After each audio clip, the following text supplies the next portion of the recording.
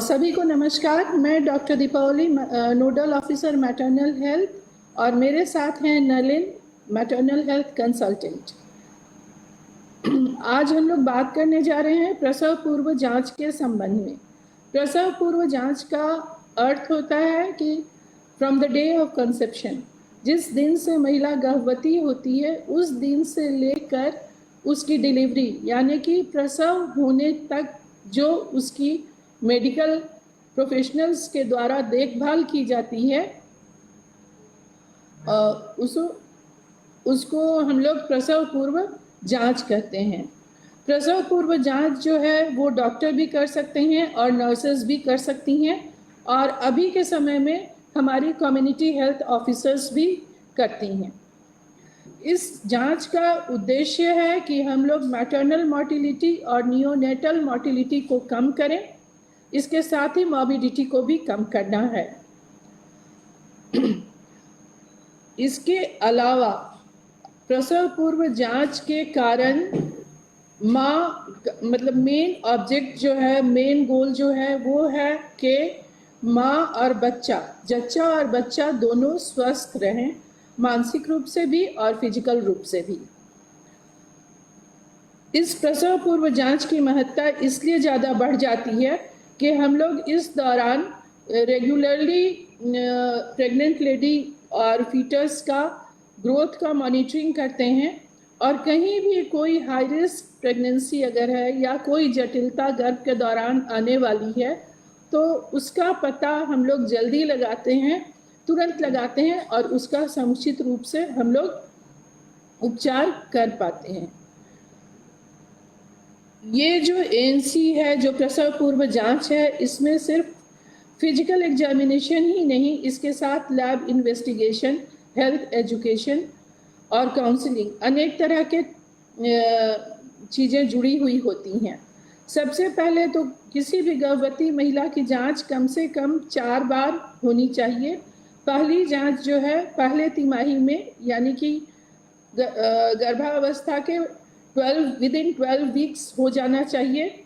दूसरा 14 से 26 सप्ताह के बीच में, तीसरा 28 से 34 सप्ताह के बीच में, और चौथी जांच जो है वो 36 वीक्स या उसके बाद होती है। तो जब इस समय हमारी जो गर्भवती महिला हमारे पास आती है जब सबसे पहली बार, तो हम लोग उसका रजिस्ट्रेशन करते हैं, उसकी हिस्ट्री लेते हैं विस्तार पूर्वक, और फिजिकल एग्जामिनेशन करते हैं कि क्या स्थिति है। इसके साथ ही हम लोग बहुत से लैब इन्वेस्टिगेशंस करवाते हैं, जैसे कि एबीओ आरएच ब्लड ग्रुपिंग के लिए, हीमोग्लोबिन टेस्टिंग, और एचआईवी, वीडीआरएल, और अगर ज़रूरत है तो हेपेटाइटिस बी की भी जांच की जाती है। और जिन महिलाओं में टीबी के लक्षण होते हैं उनका स्प्यूटम टेस्ट भी किया जाता है। रूटीन एग्जामिनेशन ऑफ यूरिन किया जाता है कि उसमें देखा जाता है कि एल्बुमिन या शुगर के ट्रेसेस तो नहीं आ रहे हैं। और 19 वीक का जब गर्भ हो जाता है तब हम लोग एक अल्ट्रासाउंड करवाते हैं ताकि कॉन्जेनाइटल एनोमली को हम लोग स्कैन करके रूल आउट कर पाएँ। महिला हमारे पास बार बार आती है, और कम से कम 4 बार या ज़रूरत हो तो उससे ज़्यादा बार भी आती है। तो इस समय ये बहुत बड़ा प्लेटफॉर्म होता है जब हम लोग कॉन्ट्रासेप्शंस के बारे में, आने वाले बच्चे को कैसे पालेंगे उसके बारे में काउंसलिंग कर पाते हैं। और इस समय हम लोग को ये भी डिसाइड कर लेना होता है कि महिला कहाँ पर प्रसव कराएगी, उसके साथ कौन जाएगा, और किस अस्पताल में जाएगी, किस वाहन से जाएगी। तो इस तरह से ये जो प्रसव पूर्व जांच है, इस समय हम लोग पूरी तैयारी कर लेते हैं कि कैसे इंस्टीट्यूशनल डिलीवरी हम लोग इंश्योर करें।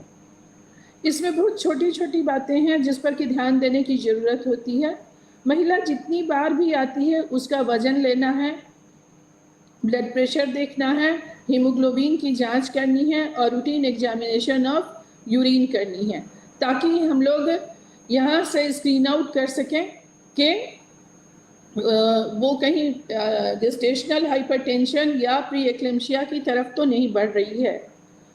वेट हम लोग हर बार करते हैं, क्योंकि सामान्यतः पूरी गर्भावस्था के दौरान 10 से 12 केजी वजन बढ़ता है।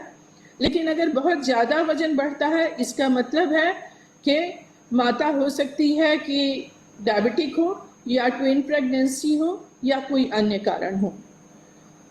किसी भी गर्भवती महिला का कम से कम 2 बार ब्लड शुगर की जांच करनी है। एक बार जब वो पहली बार आ रही है तो फर्स्ट कांटेक्ट पे, और उसके बाद दूसरी बार 6 हफ्ते के अंतराल पर करते हैं कि कहीं गेस्टेशनल डायबिटीज़ उसको ना डेवलप कर जाए। इसी समय हम लोग उसकी छोटी छोटी बातों को सुनते हैं और उसको काउंसिल करते हैं। जैसे बहुत सी गर्भवती महिलाओं को नौशिया, वॉमिटिंग की समस्या रहती है, तो इसके लिए दवा तो है ही, लेकिन हम लोग उस समय गर्भवती महिला को ये भी बताते हैं कि इसके लिए लिक्विड डाइट बहुत ज़्यादा न ले, थोड़े थोड़े अंतराल पर 2-2.5 घंटे के अंतराल पर छोटे अमाउंट में बार बार खाना खाएं। किसी गर्भवती महिला को चूंकि हार्मोनल चेंजेस होते हैं, तो रेट्रोएक्सटर्नल बर्निंग, हार्ट बर्निंग या इसोफेगाइटिस हो जाता है, तो उस समय भी उसको यही सब हम लोगों को सलाह देना है कि ज़्यादा तला भुना हुआ चीज़ ना खाएं, एंटा एसिड का उपयोग कर सकती हैं, और सूखा हुआ भोजन ज़्यादा करेंगी। कभी कभी यह भी पाया गया है कि महिला बताती है कि रात में उसको बहुत बार टॉयलेट जाना पड़ता है, तो उस समय हम लोगों को ये बताना ज़रूरी है कि महिला जो पानी की मात्रा लेनी है वो first half of the day में ज़्यादा ले, और लेट इवनिंग में लिक्विड डाइट कम ले। इसके अलावा भी बहुत छोटी छोटी समस्याएं होती हैं जिनको कि काउंसलिंग के द्वारा, जो मन में भय है कि प्रसव कैसे होगा, इंस्टीट्यूशनल डिलीवरी कैसे होगा, इसको हम लोग दूर कर सकते हैं। इसके साथ ही खान पान और रेस्ट का सलाह बहुत ज़्यादा इम्पॉर्टेंट होता है, क्योंकि प्रेग्नेंट लेडी को 300 किलो कैलोरीज एक्स्ट्रा एनर्जी की ज़रूरत होती है, और साथ ही बैलेंस्ड फूड की भी ज़रूरत होती है, जिसमें कि यह काउंसलिंग करना आवश्यक हो जाता है कि सीरियल्स, प्रोटीन्स, विटामिन, सारे चीज़, यानी कि सब तरह का मिक्स्ड भोजन, चावल, दाल, हरी सब्जी, दूध, इस तरह का बैलेंस डाइट उनको, और मौसमी फल आदि उनको खाने की आवश्यकता है। और दिन में 3 बार खाना खाने के अलावा 2 बार नाश्ता, स्नैक्स उनको लेना है, जिसमें कि तला भुना चीज़ को प्रेफरेंस नहीं देना है। फर्स्ट हाफ में जो स्नैक्स लेंगे उसमें फ्रूट्स हम लोग ले सकते हैं, और सेकेंड हाफ में हम लोग कम तेल वाला उपमा, पोहा, इन सब चीज़ों का उपयोग करने की सलाह दे सकते हैं। इस तरह से हम लोग गर्भवती महिला को मानसिक और शारीरिक दोनों तरह से तैयार करते हैं कि वो बिना घबराए किस तरह से प्रसव की, मतलब डिलीवरी की जो प्रोसेस है उसको पार कर पाएँ। क्योंकि नहीं, डर जो खत्म हो जाता है तो प्रसव का समय, जो ड्यूरेशन होता है या जो समय होता है, उसको ये लोग बहुत आराम से फेस हम लोग कर सकते हैं। इसके अलावा एक मुख्य बात ये है कि हाई रिस्क प्रेगनेंसी को अगर हम लोग ट्रैक कर ले रहे हैं तो हमारा मैटरनल और नियोनेटल मॉर्टिलिटी और मॉर्बिडिटी दोनों ही बहुत कम हो जाता है, क्योंकि हम लोग समय पर उसका उपचार शुरू कर पाते हैं। यह कोविड का समय है, और अभी कोविड के समय में भी हम लोग इस मतलब मैटरनल हेल्थ सर्विसेज को हमारी सरकार ने एसेंशियल सर्विसेज में इनकॉर्पोरेट करके इस सर्विस को चालू रखा है, जिससे कि किसी भी गर्भवती महिला को एनसी जांच या डिलीवरी के समय किसी प्रकार का दिक्कत ना हो। और इस समय हम लोग सरकार के तरफ से फ्री ऑफ कॉस्ट आयरन और कैल्शियम की गोलियां उपलब्ध कराते हैं गर्भवती महिलाओं को। अगर उनका हीमोग्लोबिन नॉर्मल है तो 1 टैबलेट लाल आयरन की गोली उनको चौथे माह से, गर्भावस्था के चौथे माह से खानी शुरू करनी है, जो कि प्रसव के पश्चात 6 महीने तक खानी है। इसका मतलब कि ड्यूरिंग एएनसी 6 महीना और पोस्टमार्टम पीरियड में भी 6 महीना रेड आयरन का टैबलेट खाना है। और कैल्शियम की 2 गोलियां दी जाती हैं, ये भी प्रतिदिन 2 गोलियां खानी है एक गर्भवती महिला को, जो कि चौथे महीने से लेकर प्रसव के पश्चात 6ठे महीने तक लेना है। और इससे देखा गया है कि अगर एनीमिया रेड आयरन टैबलेट लेने से एनीमिया में कमी आती है, जिससे कि पीपीएच का इंसिडेंस कम होता है और बच्चे का ग्रोथ भी सही तरीके से होता है। इसी तरह कैल्शियम की उचित मात्रा में सेवन करने से एक्लेम्शिया के केसेस में कमी आ रही है और बच्चे का हड्डियों का विकास सही तरीके से हो पाता है। इसके अलावा फर्स्ट ट्राइमेस्टर में फोलिक एसिड की गोलियां हम लोग देते हैं, जिससे कि बच्चे के मस्तिष्क के विकास में मदद मिलती है।